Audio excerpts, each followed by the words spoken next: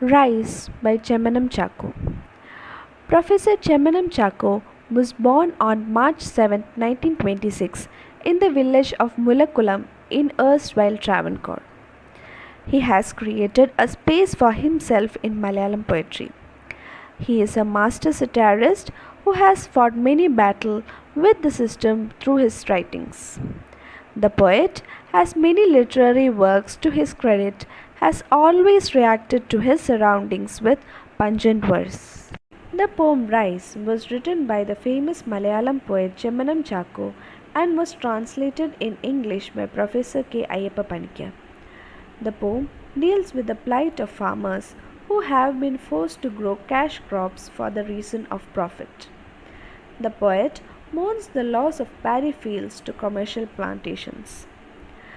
The poet presents the nostalgic feelings of narrator who returns to his home in Kerala after having lived in North India during his studies. The narrator imagines his beautiful house surrounded by paddy fields and longs to eat rice during his meals. But he is shocked to see tall rubber trees instead of rice paddy fields. His father says that they have been stopped paddy cultivation as it is not profitable anymore.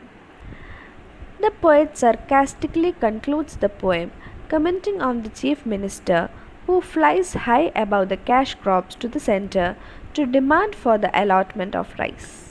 I come home at the end of 4 years of research in North India, having earned a doctoral degree and generous prize for my work on making toys with husk. Bored with eating chapatis day after day, I am eager to eat a meal of Athrika rice. It will be the planting season when I get there, and my father, his handloom dhoti stained with yellow mud, excited about the waters of Varanganal Canal, will greet me from the fields below our house amidst the shouts of ploughing with several oxen. The oxen will stop when they see me, walking with my suitcase, and my father, without smiling the smile slowly forming on his lips, will call from the field. And when did you start from there? My little brother, carrying the tender saplings to be planted in the field where the ploughing is done, will run when he sees me and call out loud, within the earshot of the house, "Mother, brothers arrived." Walking cautiously along the dike so as not to upset the basketful of seed, I'll reach home in good time at last, just as my mother drains the well cooked rice. "Oh, train, will you run a little faster? Let me get home quickly and eat my fill." The bus stops on the road across the house. When I left this place, palm thatched houses could be seen in the distance on the right, but now there's nothing except for trees. How the place has changed!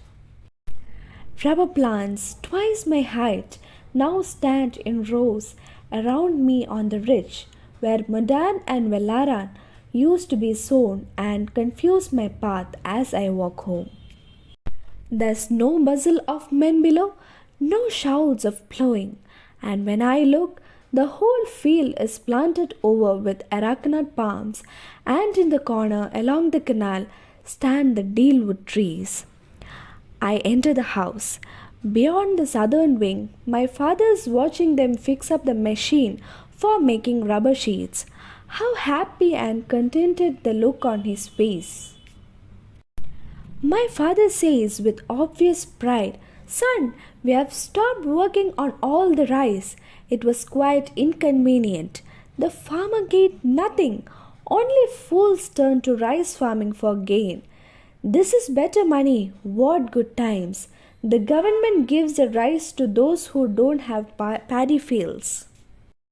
My little brother runs in to meet me, I eager to have a full meal of Athrika rice.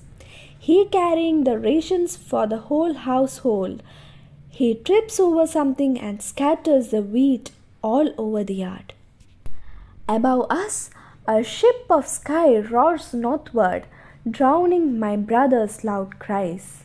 The chief ministers off like an arrow to the center to clamor for more grains, now flying high above the cash crops, now growing tall like the trees, since no one here promotes the farming of rice. Can we get some husk from the center too, to make the toys with it? I don't know.